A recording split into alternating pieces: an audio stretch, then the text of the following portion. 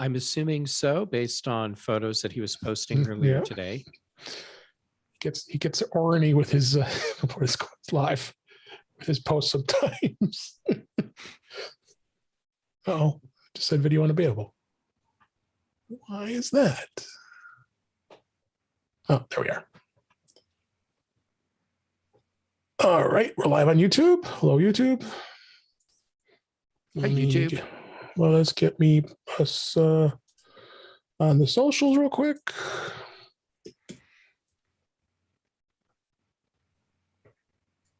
And I'm assuming my gain is okay. Yeah, he's on good. Cool. All right, let's do this.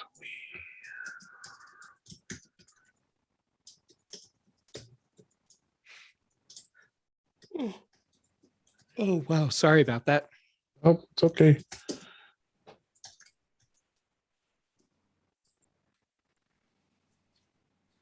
Small price to pay. Yeah. For getting that booster. It's on the same thing. All right, we got that. And then go here.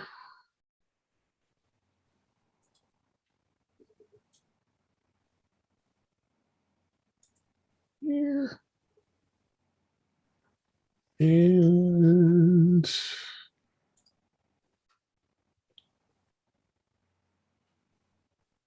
one more place. Where am I? Here. Probably smart idea to post it on my actual page. All right, one more place. And Twitter. That.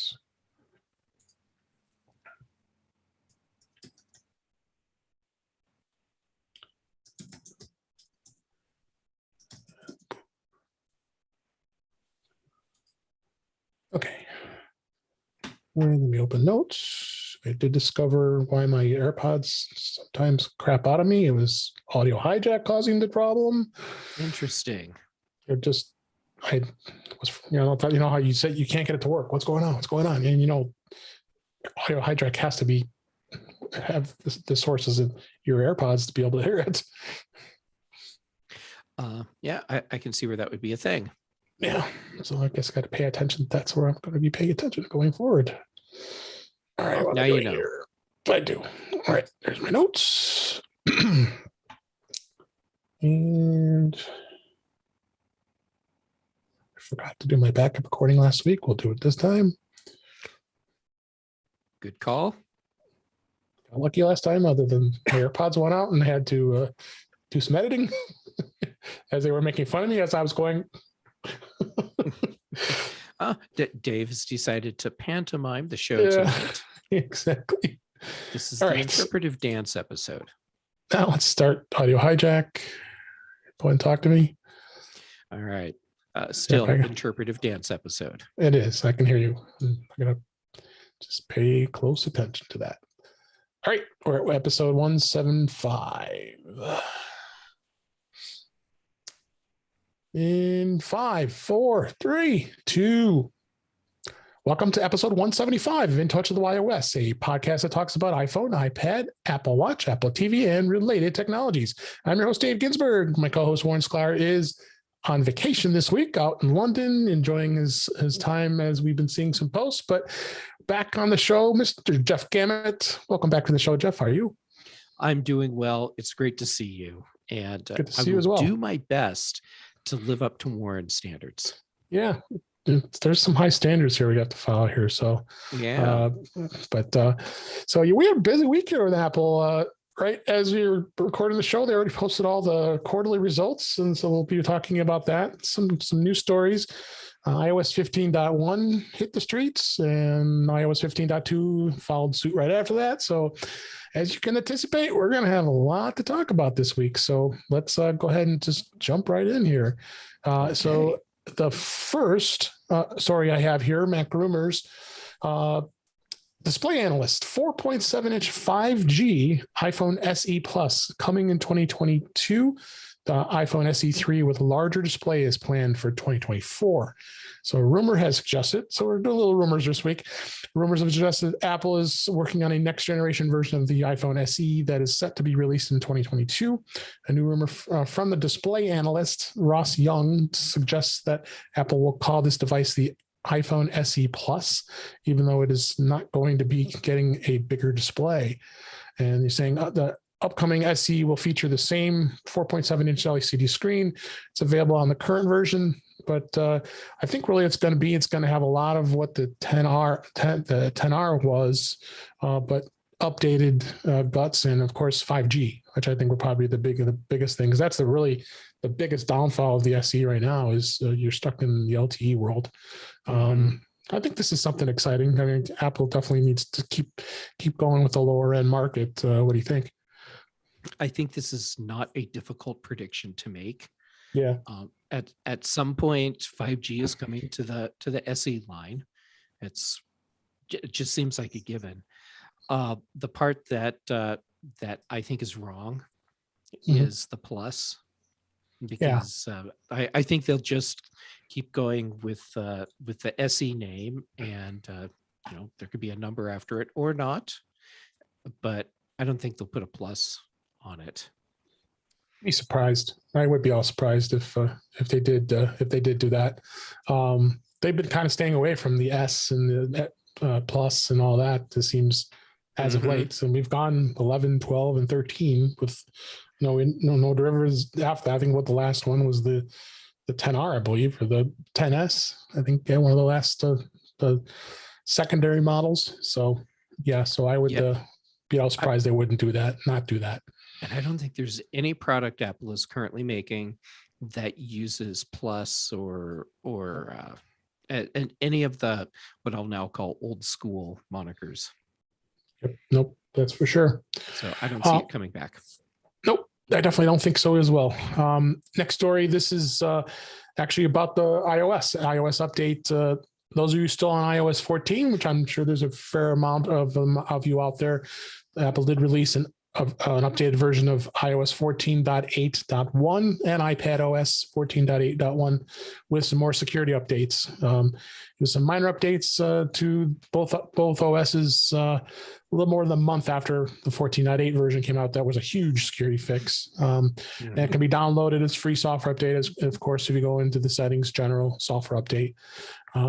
So highly recommend that you go out and download this if you are still continuing to be on iOS 14, which Apple is making it optional still. They aren't forcing it just yet. So not forcing it, but really suggesting it, I guess I should say. So, but I'm sure you agree. Anybody who's still running rocking 14.8, go get this update, right? Go get the update. I'm going to channel my inner Warren. No. I don't know why you aren't already running iOS 15, but if you're not, just put this update on your phone. How was that? No, that was perfect. And awesome. He's already on. We know what he's already on 15.2 beta, and he probably did it while he was in London. So I guess we'll find out next week. Because he's just a wild man. He really is when it comes to beta. So go out, get that update. Thought this was an interesting story. This is again all our Mac rumors here. Amazon is going to be coming out with TVs. About time. Took them like forever because that was always rumored that they were going to come out with models that will integrate their Amazon Echo or the Hey Lady. But reason we're talking about here today is the Fire TVs will support AirPlay 2 and HomeKit in a future update. They announced this week. Amazon's Omni and 4 Series Omni TVs they launched this week, which are featuring 4K HDR, voice controls, Amazon A-Lady, and close integration with the Fire TV use experience. No surprise there. And upon launch, with the TVs, they are going to add that support with AirPlay 2 and HomeKit really soon. I think that's a smart move there on Amazon's part. So now you can use your iPhone, your iPad, to be able to integrate to a TV. So I'm not even sure who's making these TVs, but actually I think they're saying it's Toshiba and Insignia, which is Insignia is basically a Best Buy brand. Mhm. So it is low end, but they, Amazon, like anything, getting into the market. What do you think of this? Yeah, of course. Amazon has the model of we let other people make stuff and then Right. we will eventually put our own sticker on something and then just try and take that market. So yeah, of course, Amazon TVs. The thing with HomeKit and AirPlay support, Mhm. I like that they're doing it, and I think it's a strategic move, not specifically to get people in the Apple ecosystem to buy their televisions, but also because if you want to try and forestall antitrust investigations, a great way to do it is to put someone else's services onto your device. Yep. It's easiest way to get it, I think. Yep. Oh, And yeah. and this is the right service to put on because currently Apple services aren't that big of a threat to Amazon services.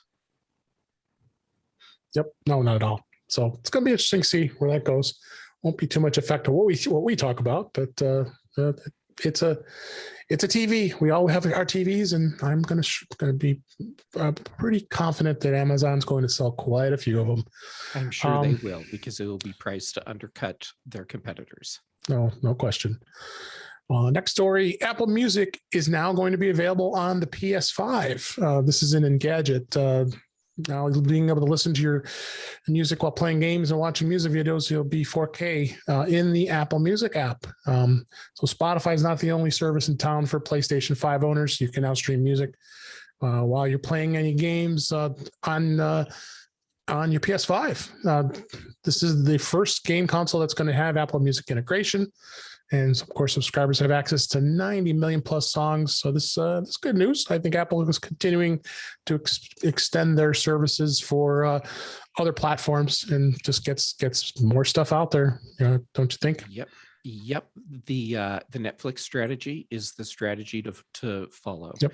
Which is get your service on every device you possibly can. Absolutely. And one more change here we'll talk about is actually not a change. This was a kind of, I think, a little bit of a snafu on Apple's part. We reported last week that Apple had that Apple was offering 6% cash back with the Apple Card, but it turns out it was an error and it will be issuing credits to affected users. It was actually over a day after we had talked about this last week that you're only eligible 3% cash back, and many users have noticed that some were showing 6%. And it said in an email to the Apple Card users that were affected, they confirmed the error and then they will honor the 6% cash back for the affected users. Well, that's nice of them. You made a mistake. You can't just go back on it. Yep, right? They handled that exactly right. Fess up to the error, but follow through for the people that it impacted. Absolutely. Well done. But it just seems like there's a lot of problems with the Apple Card lately. I mean, there was problems with the Mac purchases when the Macs came out, right. And then of course I reported on the iPhone 13 snafu. I almost didn't get my iPhone, and I don't know what's going on with Apple and Goldman Sachs with their continued issues with Apple Card. That's a really good question, and I bet that sitting in on some of the meetings where they're trying to hash this out would be really uncomfortable. Yeah, I bet there are some angry voices on Apple's side. It's got to be. So especially having now give out this extra 3%. It was a one-time shot, so it's not going to cost them that much. In the grand scheme of things, it's not going to cost them much. No, that's a little peon, little minuscule of what the Apple's in their $1 trillion. So, right. And Apple TV Plus. I thought this was interesting news. I am a Comcast or Xfinity customer. It is coming to the Comcast and Sky devices, which is in the UK. So the Apple TV Plus will be coming to Comcast devices, which is their X1 technology. So it expands the range even more with Apple TV's streaming service and expanding its audience to even more customers, because Comcast, it's quite an audience. There's a lot of customers around the United States that are Comcast Xfinity customers. And it was this news was actually broke today as we record this from the CEO of Comcast, Brian Roberts, and he said during the company's quarterly earnings call that they had agreed with a deal with Apple that will see Apple TV Plus come to the Comcast devices on its own Xfinity Stream app. So you actually, I use the Xfinity Stream app all the time for my iPhone and my iPad. So now I'm going to go in one place, be able to watch Apple TV Plus without having to bounce out and go into another app. So this is pretty exciting news, I think. Yeah, it is. And there we go. The Netflix strategy once again. Yeah.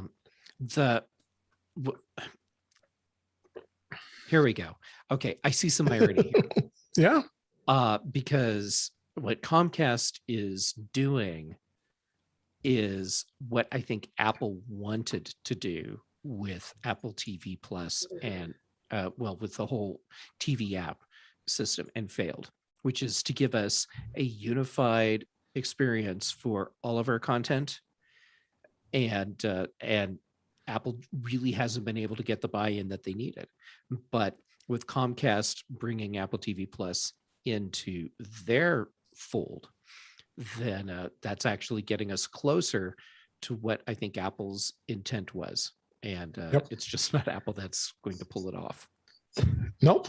And they just continue to add to more platforms. And my question is the Apple TV device is it going to still continue to be relevant? I don't know if, as they continue to, I guess that probably would be a good answer, because, I agree with you, because the Apple TV device is, I think, is probably far superior as far as interface goes. But as long as Apple wants to continue on with having their device as well as being on others, I think it'll all work in harmony, I guess. It will. And the Apple TV device, it's more than just Apple TV Plus. It's a casual gaming console. It is a HomeKit bridge. It is a place where you can access other Apple services that aren't part of Apple TV Plus, and so it's a Nexus device for all these things that Apple offers. And when you switch over to Apple TV Plus on other devices, it's just Apple's content service. Yep. So there's still a place for the Apple TV box. And I expect that place will exist for quite a while. Absolutely. And then last story, we talked about it on the show last week with Brian and Holden. This was some breaking news last week that Apple had introduced and released a polishing cloth. And it was probably one of the more important products out there. I'm kind of kidding. Worthy of a keynote. It was worthy. It wasn't even did they mention the keynote? I don't even remember them mentioning it. I don't think they didn't. Yeah, we found out after. So of course I promptly went and bought it. It was $20. And I'm excited. It's coming tomorrow. So I'll get to be able to see it. That's awesome. So some people have already got it, including iFixit. And I've got a link here in the news here.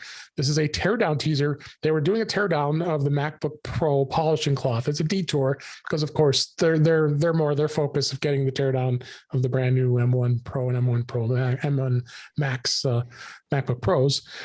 So they actually did a teardown of the polishing cloth, and to tell you what it's made of, and it's got some fuzziness to it. It's synthetic leather. It seems like just kind of similar to the iPad case that in the thin layer of microfiber on the inside. They tore it down and they said it's a 0 out of 10 repairability. I'm surprised. That's what I expected it would get. And shame on Apple for that. Gosh. Yeah. So I have heard that the cloth that Apple's selling for $19 is actually designed specifically to not damage their own displays. Right. And it ships with their display. So selling it as a separate thing, now you can get it for your MacBook Pro since it has the same type of display. I guess that makes sense. But if you're going to charge $19 for it, you probably should give people a really good explanation of what it is that makes this cloth cost that much. And my guess is that there actually is something special about it. But since Apple hasn't told us exactly what that is, they will just have to live with the ribbing that we will continually give them for selling us a $19 cleaning cloth. Well, I hope it's going to do well with my, because I believe it is okay using it with your iPad or your iPhone, your Apple Watch for that matter, or even any other MacBook Pro, because it is a microfiber cloth. So, so I will report back and my findings with this fine quality cloth I'll be receiving next week. Wait to hear how it improves your life. I can't wait either. It was worth every penny of that $20 I spent. Can you get Apple Care on that? I hope so. I don't want it to tear. Right. So anyway, let's go ahead and move on to the topics this week. And as I said earlier, Apple's announced their quarterly results today as we record this. So we're still absorbing all the information. So we're going to just kind of briefly talk about what the results were. Always have links to 6 Colors because Jason Snell and his crew always does a great analysis with some barcode graphs, making everything pretty and finding out what everything is done, because Apple isn't really disclosing where their breakdown is. But Apple did report quarterly results for the fourth quarter. They had $20.6 billion in profit on $83.4 billion in revenue. I mean, to me, much money. That's so much money. And then they're still saying that they didn't meet expectations, as they always do. And the stock has gone down 4% in after hours trading. No surprise. But gross margin for the quarter, 42.2% compared to 38.2% last year. I mean, just phenomenal numbers. And iPhone obviously continues to be the dominant device of all the items they sell. I mean, the Macs have gone up. I mean, 11% for Mac now. That's like insane for Mac. I mean, I remember they were like 5 and 6% of the market share, but now to have 11% of their revenue is now part of Mac is pretty impressive. Well, they got over the problem they had, which was that they weren't giving us new products, and they weren't giving us new products that had significant improvements. Right. And now they are. And look at that. People are suddenly buying more Macs. Yeah, of course, that doesn't even include the new Macs that just came out. This is up through the September, so it'll be interesting to see where those numbers come after the first quarter of 2022, where this happens. So definitely going to be interesting. But if you look at 6 Colors breakdown, other big huge jump was services, 22%. Wow. I mean, the services piece is just increased just tenfold. I mean, it's just best ever when it comes to this. And the iPad showed some really big, huge numbers still year over from third quarter to fourth quarter, 21% revenue change. And iPhone revenue, almost 38.9 billion in sales for iPhone. I mean, just iPhone in itself is just just continues, and I think as they continue to create new products, they're going to continue to excel with this. I mean, people weren't too terribly excited about the iPhone 13 because there wasn't a huge dramatic change between the 12 and the 13, but enough that it got some activity. Sales. Must be people are interested. People are excited. They're buying it. Yep. So a couple of things that were reported that they're having some potential challenges. One of them was Apple. Tim Cook did talk about that they are focusing on App Store privacy and security of the App Store because they have been dealing with some regulatory issues Apple has been facing with different places around the world, and they are focusing, trying to get a better handle on privacy and security of the App Store. which is something they got to do. And then of course a lot of the heat that came from the antitrust lawsuit between them and Epic has not made things too terribly exciting either. So they are given a deadline in December to make a lot of the changes that they need to make to get this in place. Did you have any insights on this App Store thing? I think when the dust settles from this, it's going to have a negligible impact on Apple's revenue. Right. Yeah, I think that most people will continue to do in-app purchases because, like Apple in-app purchases, because it's there, right. It's easy, it's convenient, and for the people where it matters, they feel that there's more of a trust that they can have because Apple is managing the transaction. Yep. Other thing that's really affecting them, that they said they have about $6 billion in loss because of supply constraints on all products, and notably the iPhone 13 supplies have been horrible. So glad I got my iPhone when it first came out, and didn't lose it because of the credit card, the snafu. Tim Cook did say that he does feel very good about where the demand is for the 13 of terms of sales versus the iPhone 12, but supplies are constrained, and Apple hasn't been able to meet demand because of that reason. But that's a whole industry-wide thing. I mean, I'm looking at computer monitors, Dell specifically. They go out almost 6 to 8 months before a monitor is available. I mean, the supply constraints are just so incredibly thin right now. But as the article said here in Mac Rumors, that they did lose about $6 billion in revenue because of the supply constraint issues. So there are long wait times for the iPhone 13, 13 Mini, 13 Pro, and 13 Pro Max. So it's affecting all four models in the line. So buyer beware if you're looking for a new iPhone now. You may have to wait a little bit before that pops in here. So, and as I mentioned, the services industry, it was all-time quarterly revenue record. Apple has almost 745 million paid subscribers, ranging from Apple Music to the in-app purchases, the subscriptions that people are paying through the App Store. So it just keeps going and going. Fitness Plus, I have the Apple One bundle, and now we got SharePlay, which we're going to talk about here in a minute, and expanding to more countries. So it's just going to continue to grow. I don't see it going anywhere but up. I agree. All those times when Apple was really starting to make this push into really being a services company as a big part of their business, and I was saying they're doing it, this is where they're going, and people were saying nope, Apple, this is not a place Apple is going to have success. Well, it looks like this is a place where they can have success. Yep, absolutely. So let's go ahead and move on. iOS 15.1 was released this past week, along with macOS Monterey. So there was a very busy week in the world of Apple when it comes to OS updates and releases, and all of us have been upgrading. And but let's talk about iOS 15.1 a little bit here.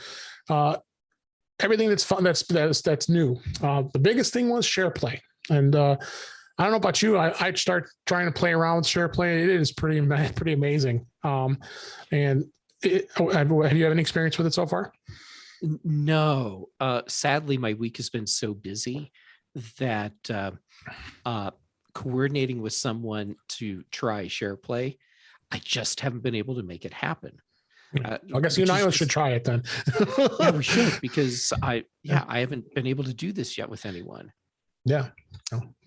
You know my number, so let's give it a shot. That's a good point. I do. So it turns out I actually didn't have an excuse. Yeah, just didn't realize it until right now. So I'm pretty impressed with it so far. I tried it, and cool thing of not only, of course, the big thing that they advertised was the fact that you can share watching a movie with somebody, whether it be Disney or Netflix or whatever on your iOS device, and be able to be almost sitting in the same room. The biggest cool thing though is the sharing of your screen, and you can, and this is going to come in handy for tech support, because now someone can share their screen and you'd be able to say, hey, look at this on my phone. Why is this doing this? Or doing, tech support for your family. Yes, I am really looking forward to that. Yeah, I started playing around with it a little bit, and yeah, it's pretty impressive that people, I could see their screen, they could see my screen, and you could point things out. I have to share with you the way I've been dealing with this with family members. Mm-hmm. So I can't wait to get all of them on iOS 15.1. Yeah. So they'll like, I'll use my parents as an example, and I'm trying to walk them over the phone through fixing a setting or something, and they're just not getting what I'm saying. And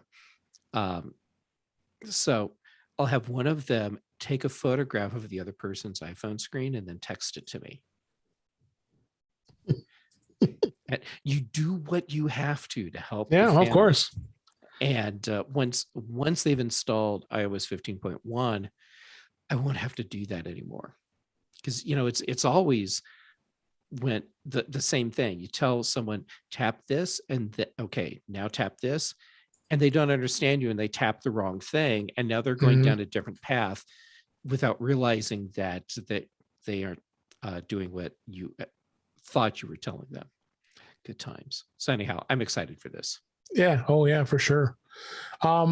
So yeah, SharePlay is here. It's finally, they couldn't release it when it first came out. There were too many bugs.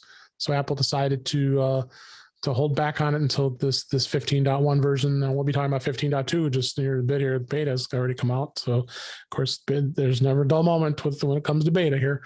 But the other thing too is in the iPhone 13 Pro and 13 Pro Max, the ProRes support is now in play. So now you can go in and set your video capture in the ProRes format in the camera app. This wasn't beta 3 of 15.1, so you could test it. The way to enable this, you got to go into ProRes, is go to settings, then camera, then enable ProRes under formats. ProRes is useful for editing, but it takes a huge amount of storage space.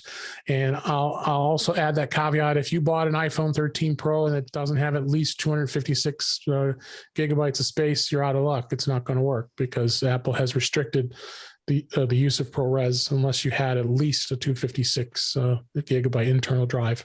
And that's smart. I think it's smart, because those files, minute or 2 minutes, is going to be 10 and 20 gigs probably.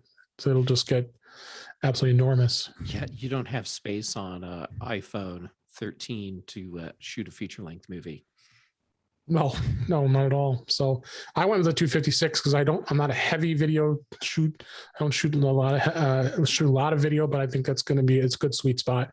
That'll give me enough that if I will decide to do a ProRes video, of course, got to try it out. So yeah, see how really good it is. And that's a good sweet spot. But there are plenty of people who are buying the 512 and the one terabyte space, and spent some good money for that. So if you're a heavy duty video user, you're probably going to want to consider the higher the bigger space for the phone. Yeah.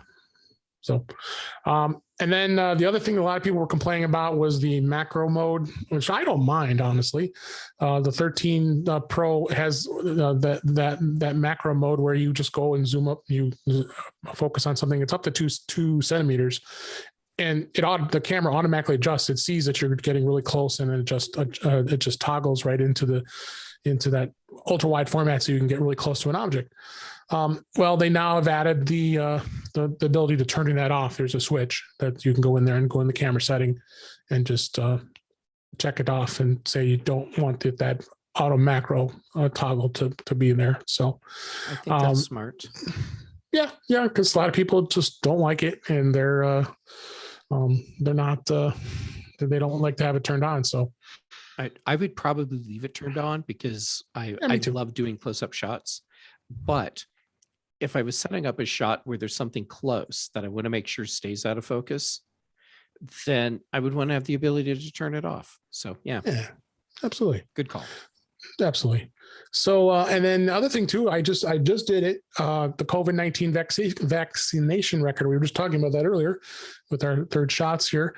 In iOS 15.1, you'll be able to add your vaccination record in the health app. So if your health app is linked to your doctor and has all the information about your vaccines, which mine was, it automatically will allow you to add it to the wallet app, and it'll have a QR code. So if someone needs to scan to prove that you are vaccinated, that's there now. And that's awesome. And I know some people are probably not too excited about that. If they like privacy, then don't use it, basically. But it gives you more privacy than handing someone a card that has all your information on it. So, for sure. Yeah. And then there was a big problem with iOS 15.0 when it first came out about unlocking your iPhone with your Apple Watch. And it was fixed with 15.01, kind of. But 15.1, it is working again. And of course, you're upgrading the Watch OS to 8.1. And that should take care of it as well. So that was a good thing that they fixed that finally. Other thing I was going to talk about is HomePod. Now, HomePod 15.1 software is out as well, and I updated all my HomePods. I'm sure you did as well. Right away. Yeah, because I know you're a big HomePod user, and so am I. The lossless audio and Dolby Atmos with spatial audio is now available for the HomePod. That's the HomePod and the HomePod Mini. So the way you go into that is you actually go into the Home app, you open up the Home settings, tap your profile, and under the media, there's you tap in Apple Music, and then from there you can toggle on lossless audio and Dolby Atmos. So I had thought, if you maybe you give a little more insight again about audio. We've talked about this before. Even though this is a Bluetooth type of device, are you truly getting this audio? Yes, because the way you're getting it in this case is not Bluetooth. It's Wi-Fi. So you have the bandwidth on Wi-Fi that you don't on Bluetooth. So you can send those larger files through, so you can play the higher quality audio. So yes, you actually are getting higher quality audio files this way. Okay, great. And then Home app added some features, including some automatic triggers that can be created based on HomeKit-enabled sensors that detect humidity, air quality, or light level. The shortcuts, they've included new actions that for overlaying text and images or GIFs, whichever you prefer, and are new. And there's some new Siri games. I haven't even looked at that yet, as far as that goes. In the iPhone 12, the battery algorithms have been updated, so it'll give you a better estimate of how much battery capacity you have over time. So they've improved that. That's great. iPad now has live text improvements. The update added the above listed features and support for live text in the camera app. So even taking pictures with your iPad, the camera can detect text phone numbers, and just like it can on your iPhone, which is great. Because although I'm not a huge fan of taking a picture with my iPad, I don't know about you. I'm not, but when I need to do it, I really need to do it. Right. So I want things to work there, so that the rare time when that becomes the camera that I have to use, I just want everything to work. Absolutely. And there were some bug fixes, which we always can expect, with the photo storage, with the weather app, the wallet app, Wi-Fi. The photo app may have incorrectly reported the storage is full, and when you're importing photos and videos, weather app may not show current temperature for my location, or may display colors of animated background. So multitude of bugs that you're dealing with here, available Wi-Fi networks may not be detected. I was seeing that actually on my first gen iPad. That was saying the Wi-Fi was off, but really it was on. So yes, I was seeing that too. Yeah. So looks like that they have done some good bug fixes on that too. So go out, get it. If you're using 15.0 or 15.0.1, I would hope, go out and update it. It's well worth the upgrade. It's safe to do. So, and you definitely should go jump on it. So, Yep. and then let's go ahead. Yeah. Oh, no, I was just reaffirming what you said with a big yep. Yeah. Okay. And then let's talk a little bit about beta. Beta this week, right away. This week, 15.2 beta 1 was released to public as well as to developers. So the biggest features that were added that's new in 15.2 is app privacy report. This is one of the additions that Apple showed off at WWDC. It's a new privacy feature that is designed to allow users to see how often apps have access to their sensitive information, which is great. I want to be able to see this. I know we had made a huge deal out of this during WW. It's finally here, and we can actually see what these apps are doing. It's like, I'm interested to see where some of these apps are looking at, and at least have an understanding. I'm sure Facebook's going to light up like a Christmas tree. It tells you if it's contacted other domains, how it's recently contacted them. So you're going to get some pretty good details with the app privacy report with 15.2 we start testing that. So and then the other feature they added was auto call, the feature that lets you let's call emergency services with a series of button presses. It's been updated in 15.2. You can now press the side button rapidly multiple times to initiate, or hold the side button and the volume button together. I don't know if you need emergency. I don't know if you're going to have the coordination to do that, honestly. Yeah. Everything. Okay. I want to try this out, but I also don't, because it'll call 911 services. But the way Apple has everything set up right now, prior to 15.2 for calling emergency services, unless this is something you practice all the time, the fastest way to do it is to unlock your phone, tap the phone icon, tap the keyboard button thing so that you have the number pad, and then tap 911 and call. It's which is crazy, but I mean, all the other, here's the shortcut thing, here's the fast way, that's not stuff people are going to remember when they have a crisis situation.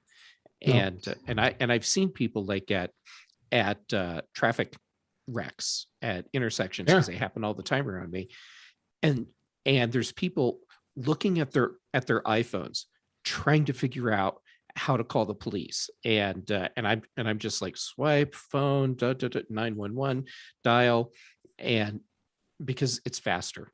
So if you can do something where you just jam the side button a lot and then all of a sudden it calls 911, okay, that's a lot easier to remember. Absolutely. That's about it with 15.2. It's beta. As I always say, other than Warren, we always say don't download beta unless you have an extra device and not be your primary device that you're using every day, because you don't know what's going to happen. I will not channel Warren on this one. I will channel you. You are I will not.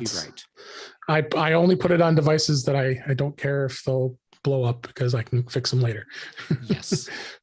That's why I have extra iPhones and one extra iPad. So they did seed out a first beta for Watch 8.3, which was interesting. They skipped .2, so I'm not sure why they did that, but they did. Again, didn't 8.2 come out as the update this week for Apple Watch? I think it's still 8.1, if I'm not mistaken. Well, I'm about to look, because why not? Let's see. Watch general. Click on settings. About, and you'll be quicker than me. 8.1. You're right. Okay. Yeah. So they didn't release it. So again, they don't get a lot of details. There isn't really, there really wasn't much. It seems like the updates throughout, even the updates for the Apple Watch have gotten a lot more efficient, and it hasn't taken as long and they've done in the past.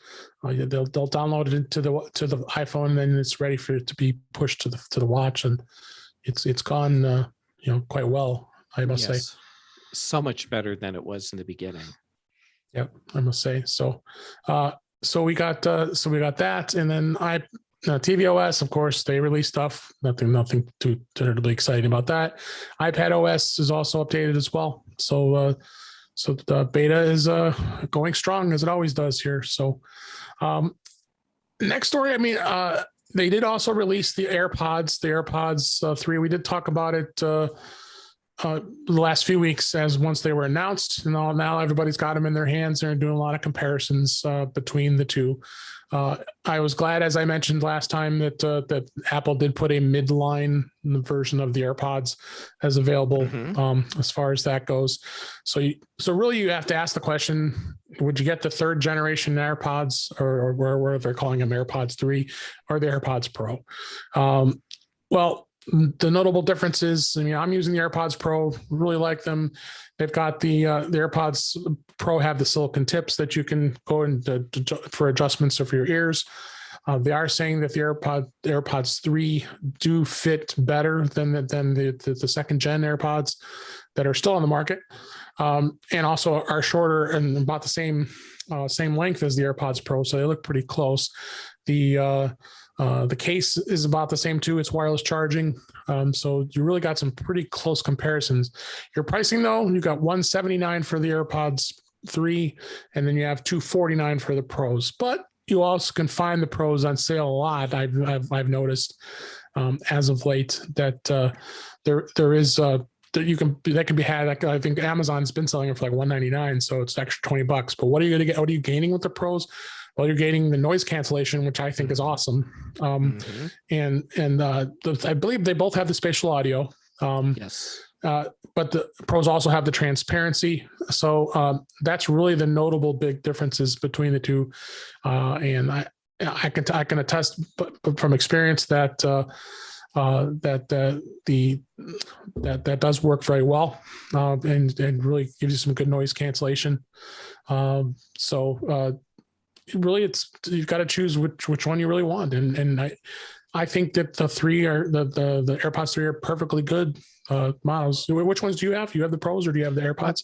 I have the Pros, and I had my AirPods up until like a week ago when I gave them to a friend who lost theirs. I'm like, well, here, just take these, and no sweat. I should sell the stuff that I have, but I just like giving it away to people. I know. I'm not doing capitalism very well at all. Anyhow, AirPods Pro, and I'm really happy with them. So much so that at night, if I'm watching TV on the couch, instead of pulling out my big JBL wireless headphones for watching TV, I'm just using my AirPods Pro now. Yeah, no, I really like them. I mean, it freaks me out watching an Apple TV Plus. I was watching the morning show a couple times now. Now we're sadly not having any Ted Lasso episodes. I'm going through the withdrawal already. I'm sure many of us are. But just sitting there and turning your head left and right, like, oh my God, where am I? It's pretty phenomenal. I have to sit when I'm watching TV with my AirPods Pro, because otherwise, the sound for me just kind of gets disoriented. Like, wait, now where am I, and where are the people? Yep. So check them out, and I can attest that you definitely can go with either model and be very happy with it. I wouldn't cut corners and go with the low end model unless you really are trying to cut some cost, because you'll be much happier with at least the 3s with that. So. Yeah, I agree. Unless you have a very specific use case where that entry level is the right thing for you, spend the extra money and get the AirPods 3. Absolutely. So, a couple stories I brought over. We were going to talk about last week, but I'm going to talk about this week.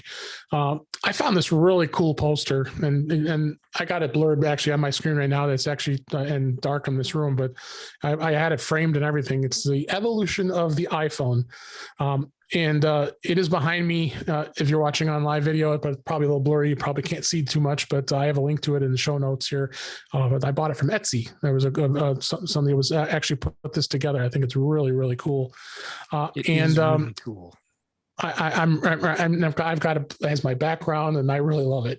So, and to go back and look at all the iPhones and just and Jeff, you probably could just go look at yourself to see of all the models you owned.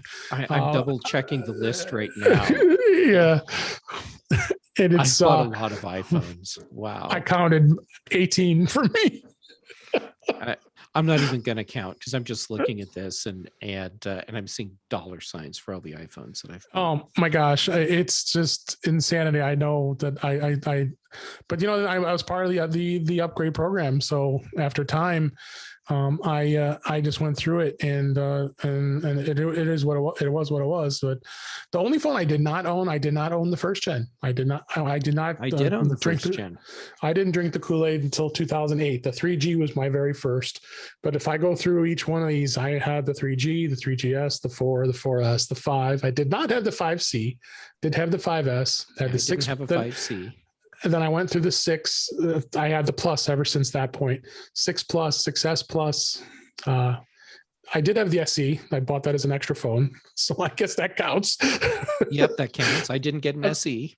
And I had the 7 Plus. I had the 8 Plus, and then I bought the 10 and the 8 Plus within 2 months of each other. There's always, you go back to listen to one of the old episodes. I said, I'm not going to buy it. I like the 8 Plus because it was a bigger phone. I gave in and got the 10. That's funny. 2 months later, and sold the 8 Plus like right away, and took a loss. I do have the 10R. I'm actually using the 10R as a camera right now. And then I've had each one ever since: the 10S Max, the 11 Pro Max, the 12 Pro Max, and of course now the 13 Pro Max. Yep. And looking at the list, didn't get the 5C, didn't have the iPhone SE. Nope. But like pretty much everything up through the 10, and then I jump from 10 to 12 Pro. Yeah, so check it out. It's a fun poster, and I actually print it, when you buy it. It gives you like 4 different sizes. So I have the 24 by 36, and I had it printed through a printer, and then put it in and had it framed. And actually, it's really good quality. And this guy did a really good job. It's got a Mac one, the right size to fit in an IKEA frame. Yeah, exactly. That's probably the frame I have behind me here. But it's fun. He has one for an iPhone for Macs too. So not every Mac, but it's a really big poster or really tiny pictures. It would be. And then this actually is running out too, because there's a lot of iPhones on this page. So thought that was cool. Other topic I wanted to talk about here is there was one thing I discovered here lately with the T-Mobile and an iPhone. You had all of a sudden it started saying 5G UC, and I'm like, what the heck is that? I didn't even see that before. And this is on T-Mobile cellular network, and what does it stand for? And it stands for ultra capacity. So when you're anywhere on the T-Mobile network in 5G. I got a link in the show notes with the article about this through How to Geek, actually. The icon indicates that that's the type of connection, the network that you're connected to. And iPhones in September of this year, 2021, started beginning to appear on this. And what is 5G ultra capacity? T-Mobile divides their network into 2 types: the extended range, which is the type of 5G that is roughly as fast as 4G LTE, but blankets most of the country, including most of the less built-up rural areas, than the 5G ultra capacity, which is faster 5G that promises greater than 4G LTE speeds.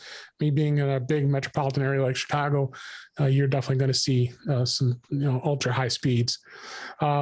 And so you're technically either connected to the mid-band or the millimeter band wave, depending on where you are, what they are. And the other question too is how is this appearing with other carriers? Other carriers will see different types of logos. I don't know if it's necessarily say you see whatever AT&T or Verizon or any other services have it, or Android devices, you won't see that actual logo. but that could change in the future. Not like I care about Android, but do you guys get the high capacity speed? I forgot which carrier you have. I'm on AT&T, and Yeah. my interpretation of this is that T-Mobile was showing 5G for their 5G in name only network, and then you see when it's actually a 5G network. And T-Mobile was doing it the other way, where they'd show 5GE Right. when it's not really the 5G network, and then just 5G when it's really the 5G network. Yep. So it's interesting, and I can definitely tell you that the 5G network has vastly improved. And I could tell you that the T-Mobile is the champ. It really is. It just is just amazing how incredible the speeds have been. It's always fun. I always drive past if I'm nearby a tower, I'm sitting in my car at a stoplight, of course, and run speed tests, and I get 800 and 900 megabit speeds. It's like, holy, insane. It's insane when you're on a true 5G network. It's absolute insanity. So T-Mobile still never ceases to amaze me. I'm so happy I switched to them, and I've been a very, very happy customer with theirs, for quite a long time here. So a couple of years, at least 3 years, I think now. Time has flown by. Time has flown by here. So, and then a couple other tips here I want to talk about real quick. OSX Daily did this story about how to back up your voice memos on your iPhone. I don't know if do you use the voice memos app very often? I use it once in a while. I used it a long time ago to do some testing, and then because I thought, oh, this would be a great way to take notes, and it turns out for me it wasn't. So no, I haven't used it in a super long time. Yeah, it's been a while, but there's still a lot of people that do use it. And if you don't want to buy a different app to do this, and there's plenty of apps out there that record voice memos. And Apple's made it really easy how to back it up. You can back it up to iCloud, actually. So if you go into the settings app in the home screen, and then you go and tap your name or your Apple ID that's listed in the settings, you scroll down and go down to iCloud. And then once you go to iCloud, there is a choice under iCloud that says voice memos. Just make sure that's turned on, and that's going to be backing up. Every single voice memo in iCloud. So you'll be confident from now on that everything will be backed up there. I've got more space in iCloud I know what to do with, so I have everything backed up there now. With having the 2 terabyte plan with the family sharing, there's plenty of space for everybody. Mm-hmm. And then there are ways of backing up your voice memos if you wanted to use AirDrop. If you're not using for iCloud, then you want to resort to maybe some little different, less convenient ways of doing that. In the recording, there is a little ellipse that's listed right next to the play button. Then the menu, of course, the share sheet will come up, and then you got share, and it'll give you the option to AirDrop the file, probably AirDrop it to your Mac or to somebody else if you so choose. And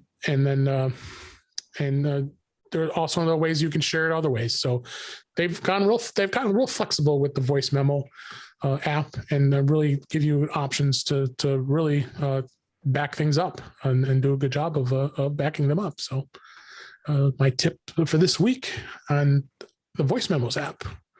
That's awesome. And one other thing we'll talk about here, this was in Lifehacker, talking about your iPhone that actually had some secret codes. There are some hidden numeric codes, and I've always had fun playing with this. Things like dialing star 67 in front of a number. Remember that when it would shut off your caller ID? Yes. And then #31# was also known to work for placing anonymous calls.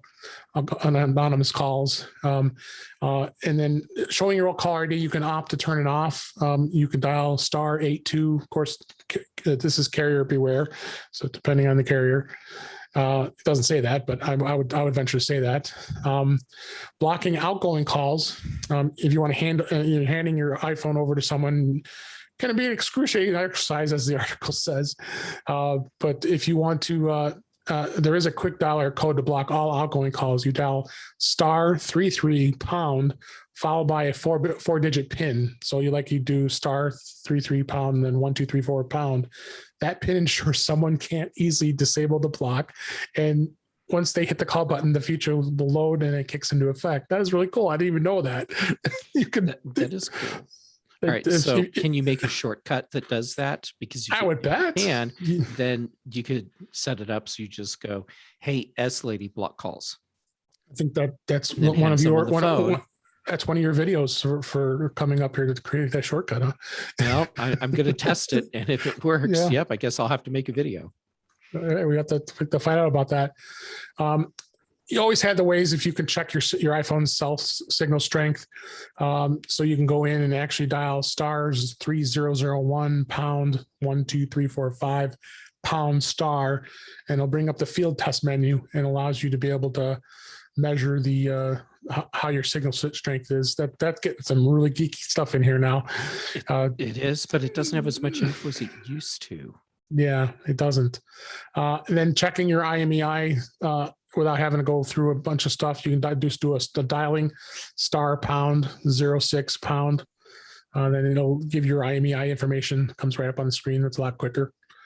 Then there's codes for your carrier details and enabling call waiting. So yeah, check out this article. I thought this was interesting information out there for some tips on how to do that. So one more thing I wanted to talk about is there's an app pick, and actually this is actually an upgrade to an app. And I absolutely love Camo. It's made by a company called Reincubate, and I'm using it right now. I use it to use my iPhone as a webcam on my Mac when I'm doing any video, and that's how I do the podcast, is using my Mac and my iPhone and an iPhone. And Camo did some pretty amazing upgrades this time around. They've added Snap AR as some of their features, and there's video on there from the founder of Camo. It gives you some of the steps here, but there's a lot of AR that you can start playing around with some of the stuff. It all depends on the app and what you're doing, but Camo is a really great app. They have the Camo Pro is $4.99 a month. Or you can pay $39.99 annually, but they're not saying this in the article. I paid the lifetime subscription of $79.99, so I'm a lifetime subscriber to Camo now. So it's pretty cool. Camo on the Mac side of things, the app, they did add some really cool presets. If you aren't noticing, if you're watching the video and notice my name and the logo for In Touch with iOS, they've now added some really cool overlays that you can add, and you can edit them, and you can modify them. They've even added some of the cool modes here where you can like make your face it's like a preset, and you can do things like a tropical Hawaii thing, and you can do all kinds of crazy things I'm doing here on the video. People aren't seeing this. That wasn't tropical Hawaii. It didn't seem to look like it, but that's what it said it was. But there was where is that? I was just playing with it earlier, and I'm not seeing it here. But they do give you options where you can put like emojis in your face and all that fun stuff. So that they've added some fun things to this. I think this is in the overlay. But anyway, they do have that too. So they really come a long way with this app, and check it out. It does have a free trial, so you can try it out with your iPhone. I mean, for those of you who want to, because I would tell you what, the iPhone is probably the greatest webcam you could ever have. It is pretty awesome. It really is. And luckily I have a second iPhone that I can use. So because that's with me doing shows all the time with talking about iPhone, it's hard for me to have that as my cam and then have to go back and look at it during the show. So it does be helpful that it does have that. So, but with that, I think that's a wrap for this week. We talked about lots of great stuff, and glad everybody was here. It did. It's flown by here. So let's go ahead and wrap things up for this week. That's a wrap for this week. Please send your comments, questions, and suggestions to our email address, which is feedback@intouchwithios.com. You can follow us on Twitter @intouchwithios. We are recording the show on our live stream every Thursday night at 7 p.m. Central, 8 p.m. Eastern, 5 p.m. Pacific on our YouTube channel at youtube.com/DaveG65, where you can also watch past streams as well as listen to any of the episodes. We also have a link in the show notes here for the In Touch with iOS Flipboard magazine, where many of the topics we talk about are posted there on our Flipboard magazine. So go ahead and check that out as well. You also can subscribe to this podcast on your favorite podcatcher, including Apple Podcasts and many others. But better yet, go to our website at intouchwithios.com, where all the links to all the ways to listen to us are there. I am Dave Ginsburg, and you can find me on Twitter at DaveG65. And Jeff, as always, thanks for being here. Where can people find you? Oh, well, thanks for having me back. It's always a blast. Yes. You can find me on Twitter and Instagram, JGamut both places, youtube.com/JGamut for my videos. And apparently you've committed me to yet another video. So, hey, I always have to try sometime get you a video. It's been a while. Well, I appreciate that. So thank you. And what are the other shows? Big Show on Thursdays, Mac Show on Fridays, Mac Voices Live on Tuesdays, and I did Mac OS Ken this week as well. Yes, I heard. We'll go take a look in a few minutes. That was a great episode. I just listened. Yeah, you get to listen to the story about how I fell on my butt twice. and Ken took full advantage of that. So he totally did. Well, good for him. Yeah. All right. Anyway, I hope everybody enjoyed the show. Thanks for listening. We appreciate it. And we'll talk again soon. All right. All right. I'm still getting used to my camera being here. I know. And I keep catching myself doing like this. I know. Looking up where there's no camera. Well, I'm going to say goodbye to the live stream. Everybody, talk to you later.